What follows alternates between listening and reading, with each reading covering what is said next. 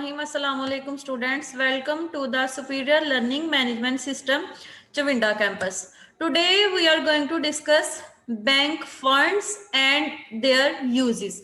आज हम लोगों ने असूले बैंकारी का चैप्टर नंबर 8 स्टार्ट करना है और लेक्चर नंबर हमारा 79 है और टॉपिक हमारा है बैंक फंड्स और उनका इस्तेमाल। ठीक है, तो बैंक जो है बच्चे वो जो है उसका बेसिकली जो मकसद होता है वो प्रॉफिट कमाना होता है। ठीक है, प्रॉफिट जनरेट करना होता है बैंक ने, तो बैंक उसके लिए डिफरेंट किस्म के मीन्स यूज करता है, डिफरेंट किस्म के जराए यूज करता है। ठीक है, तो बैंक जो है उसका बेसिकली जो फर्ज होता है बैंक का वो क्या होता है, बैंक ने अमानतों की वसूली करनी होती है और कर्जों का इजरा करना होता है। ठीक है, तो बैंक की जो तमाम तर एक्टिविटीज होती हैं वो किसके अकॉर्डिंग होती हैं, इन्हीं दो फंक्शंस के। ठीक है, यानी बैंक के जो बुनियादी दो फराइज हैं, बैंक की तमाम तर सरगर्मियां जो हैं वो उसके अकॉर्डिंग ही होती हैं। बैंक जो है वो मुख्तलिफ तरीके इस्तेमाल करता है फंड्स जनरेट करने के लिए। ठीक है, और फिर जो है वो उन फंड्स को प्रॉपर तरीके से यूटिलाइज करता है प्रॉफिट जनरेट करने के लिए। ठीक है, अपने प्रॉफिट को मैक्सिमाइज करने के लिए उन फंड्स को जो है वो डिफरेंट तरीकों से यूज करता है। सबसे पहले देख लेते हैं कि बैंक के फंड्स के जराए कौन से हैं, यानी कि सोर्सेज ऑफ बैंक फंड्स। ठीक है, तो बैंक जो है वो डिफरेंट मींस जो है वो यूज करते हुए फंड्स जनरेट करता है। बेसिकली दो जो है वो मेन जराए होते हैं बैंक के फंड्स के।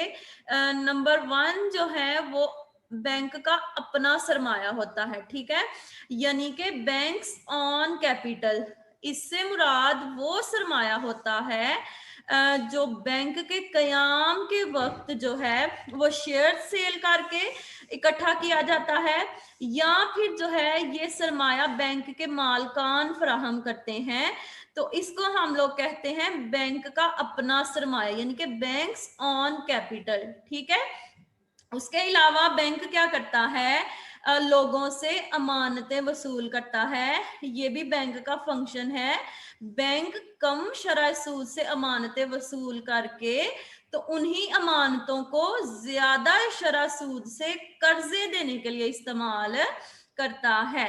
तो मुख्तलिफ अफराद जो हैं मुआशरे के वो क्या करते हैं, अपनी जो जायद रकूम है वो बैंक के पास जमा करवा देते हैं अमानत के तौर पे। तो बैंक उन अमानतों को इस्तेमाल करते हुए जो है वो प्रॉफिट अपना मैक्सिमाइज करता है, अपना प्रॉफिट भी जनरेट करता है और लोगों को भी उस अमानतों पे जो है उन अमानतों पे जो है वो प्रॉफिट पे करता है। ठीक है, उसके अलावा बैंक क्या करता है, दूसरे मालियाती अदारों से कर्जा ले सकता है। ठीक है, मसलन मरकजी बैंक से, ठीक है, सेंट्रल बैंक से, जो हमारे कमर्शियल बैंक्स हैं वो सेंट्रल बैंक से कर्जा ले सकते हैं। ठीक है, तो ये कर्जे जो हैं ये भी बैंक जो है वो यूज करता है। उसके बाद बैंक के कुछ महफूजात आ जाते हैं, यानी कि बैंक ने अपने पास कुछ जरे नकद महफूज रखा होता है, रिजर्व फंड्स होते हैं बैंक के पास, जिन्हें जो है वो बैंक जरूरत के तहत इस्तेमाल कर सकता है। ठीक है, तो ये different sources of banks funds होते हैं जिनके जरिए बैंक जो है वो फंड्स जनरेट करता है।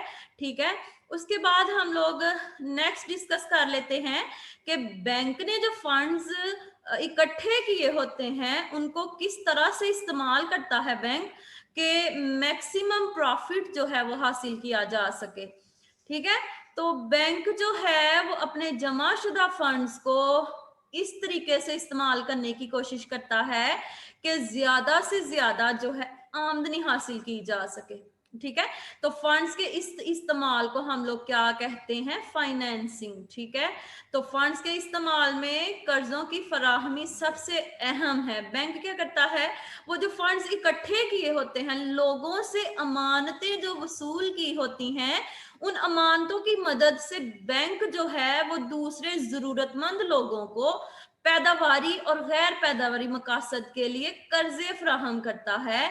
इसको हम लोग फाइनेंसिंग का नाम देते हैं।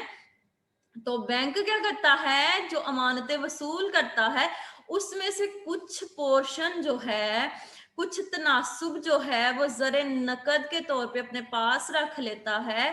तो बकिया फंड जो हैं वो उनको डिफरेंट तरीकों से कर्जे जारी करके या डिफरेंट तरीकों से डायरेक्ट इन्वेस्टमेंट करके या फिर किसी कंपनी के शेयर्स और बॉन्ड्स खरीद के तो उन फंड्स को यूटिलाइज करता है, ठीक है, ताकि प्रॉफिट जो है वो कमाया जा सके।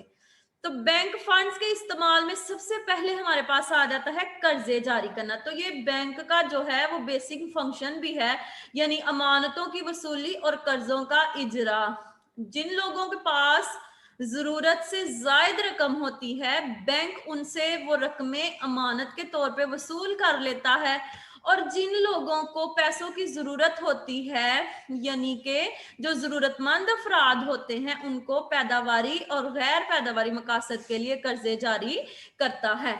तो हमने पहले भी डिस्कस किया था कर्जों की डिफरेंट इकसाम, ठीक है। डिमांड लोन्स दे सकता है लोगों को, ओवरड्राफ्ट की फैसिलिटी दे सकता है, उसके अलावा हुंडियों पे बटा लगाता है बैंक, और कैश क्रेडिट की सूरत में भी कर्जे जारी कर सकता है।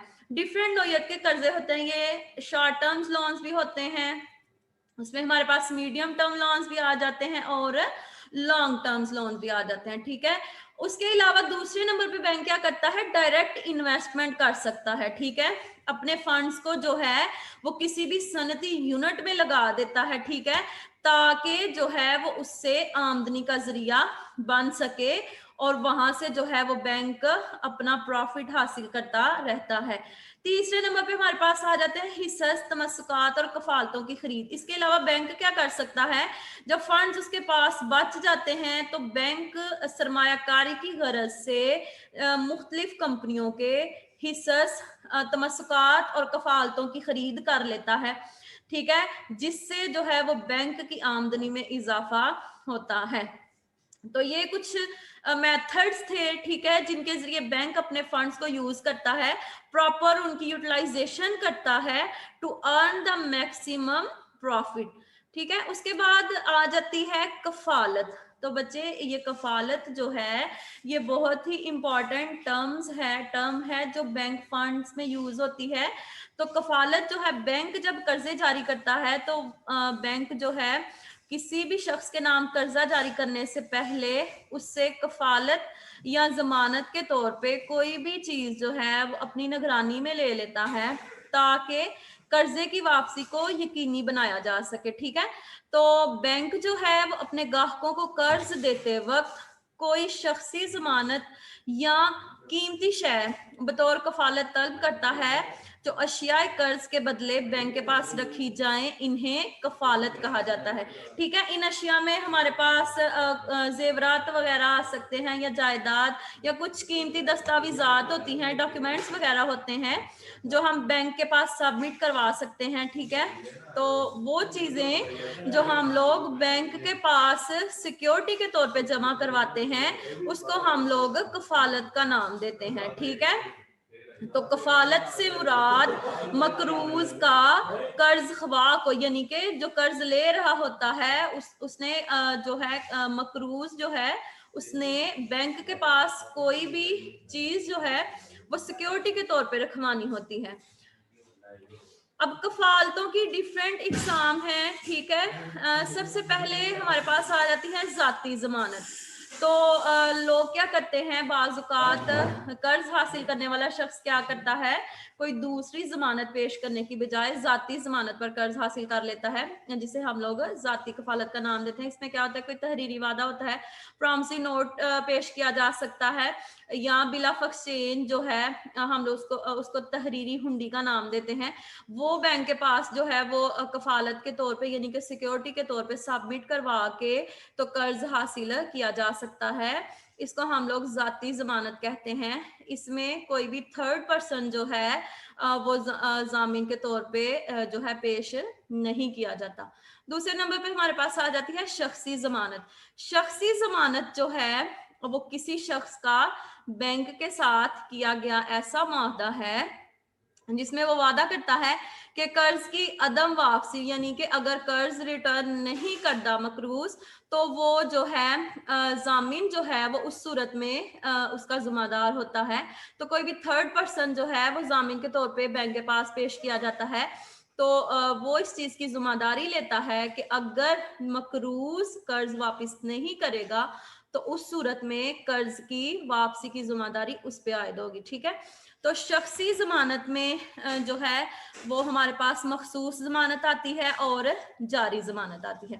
मखसूस जमानत जो है ये ऐसी जमानत होती है जो किसी खास जो कर्ज है, खास मकसद के लिए हम लोग कर्ज लेते हैं तो उसके लिए पेश की जाती है। फॉर एग्जाम्पल किसी ने अगर एजुकेशन लोन लेना हो, ठीक है, तो वो लोग जो क्या है एक शख्स को जो है वो जामिन के तौर पे उधर पेश किया जाएगा। तो वो प्रॉपर मकसद के लिए जो है वो लोन लिया जा रहा है, तो जब वो लोन जो है वो खत्म हो जाएगा, ठीक है, उसकी रिपेमेंट हो जाती है लोन की, तो उसके साथ जो है वो जमानत भी एंड हो जाती है। ठीक है, वो जमानत भी खत्म हो जाती है, यानी कि मखसूस जमानत जो है वो किसी खास कर्जे या खास रकम के लिए पेश की जाती है। ठीक है, उसके बाद हमारे पास आ जाती है जारी जमानत। तो जारी जमानत जो है ये ऐसी जमानत है जिसमें मकरूज के कर्जों की जिम्मेदारी, तमाम तर कर्जों की जिम्मेदारी जो है वो कबूल की गई होती है। यानी कि जब एक कर्ज की वापसी हो जाती है तो उसके बाद दूसरे कर्ज की जमानत जो है वो दोबारा से रीन्यू हो जाती है। ठीक है, तो ये डिफरेंट जो है वो मकासद के लिए ये जमानत जो है वो इस्तेमाल की जा सकती है। लास्ट में हमारे पास आ जाते हैं जमानत के फरीक। ठीक है, तो जमानत के फरीक हमारे पास 3 होते हैं, यानी कि जो पीछे हमने डिस्कस किया है टॉपिक कफालत या जमानत, तो उसमें ये जो शख्सी जमानत है इसमें हमारे पास 3 फरीक होते हैं। ठीक है, 3 पार्टीज इसमें हमारे पास इन्वॉल्व होती हैं। सबसे पहले मकरूज होता है, दूसरे नंबर पे कर्ज ख्वाह और तीसरे नंबर पे जामिन होता है। तो मकरूज ऐसा शख्स है जो बैंक से उधार लेता है, यानी कि ऐसा शख्स जो बैंक के पास जाके अपनी ख्वाहिश का इजहार करता है कि वो कर्ज लेना चाह रहा है। ठीक है, ऐसे अफराद जो जरूरतमंद अफराद होते हैं, तो ये मकरूज ऐसा शख्स है जो बैंक से उधार लेना चाहता है। ठीक है, दूसरे नंबर पे हमारे पास कर्ज ख्वाह आता है। तो कर्ज ख्वाह जो है वो बैंक है, यानी बैंक की कोई भी स्पेसिफिक ब्रांच हो सकती है। ठीक है, तो वो बैंक जो मकरूज के नाम कर्ज जारी करता है और गारंटी कबूल करता है वो कहलाता है कर्ज ख्वाह, यानी कि क्रेडिटर। ठीक है, तीसरे नंबर पे हमारे पास आ जाता है जामन, वो शख्स जो मकरूज की तरफ से कर्ज ख्वाह को रकम की वापसी का यकीन दिलाता है, यानी कि ये थर्ड पार्टी है जो एज अ गारंटियर के तौर पे पेश की जाती है। ठीक है, इसको हम लोग गारंटर कहते हैं यानी जामन कहते हैं, जो बैंक के पास जाके इस चीज़ की गारंटी लेता है कि अगर मकरूज जो है वो कर्ज वापस नहीं करेगा तो उस सूरत में वो शख्स जो है वो लाइबल होता है कर्ज की रिपेमेंट के लिए। लास्ट पे हमारे पास आती है काबिल फरोख्त कफालतें। ठीक है, तो कफालतें आपको पता है ये हमारे पास शेयर्स, डिबेंचर्स, बॉन्ड्स किसी भी कंपनीज के हो सकते हैं जो इन्वेस्टमेंट पर्पस के लिए यूज किए जाते हैं। ये इन्वेस्टमेंट इंस्ट्रूमेंट्स हैं। तो ऐसी कफालतें जिन्हें स्टॉक मार्केट में फरोख्त करके ज़र नकद में तब्दील किया जा सकता हो, काबिल फरोख्त कफालतें कहलाती हैं। यानी कि एट द स्पॉट जो है वो स्टॉक मार्केट से हम लोग इन कफालतों को कैश में एक्सचेंज करवा सकते हैं। ठीक है, इसमें आजकल जो है वो इन कफालतों की अहमियत में बहुत ज़्यादा इजाफा हो गया है। ये क्रेडिट इंस्ट्रूमेंट्स के तौर पे हम लोग इनको जानते हैं क्योंकि इन्हें हम किसी भी वक्त बआसानी ज़र नकद में तब्दील करवा सकते हैं। फॉर एग्जाम्पल कंपनियों के हिस्सेस और तमस्सुकात यानी कि शेयर्स और डिबेंचर्स किसी भी कंपनीज के जो कैपिटल पर्पस के लिए कंपनीज इशू करती हैं, वो उनको हम लोग क्या कहते हैं, काबिल फरोख्त कफालतें। इन कफालतों को हम लोग स्टॉक मार्केट से कैश में चेंज करवा सकते हैं किसी भी वक्त। तो दूसरे नंबर पे सरकारी कफालतें हैं। ठीक है, सरकारी बॉन्ड्स वगैरह, सर्टिफिकेट्स वगैरह जो हम लोग परचेज करते हैं अपने फंड्स को यूटिलाइज करने के लिए। तो ये चीज़ें जो हैं ये हम लोग इनको जो है वो करंट कैश के तौर पे भी जानते हैं, यानी कि हम इनको किसी भी वक्त जो है वो ज़र नकद में तब्दील करवा सकते हैं।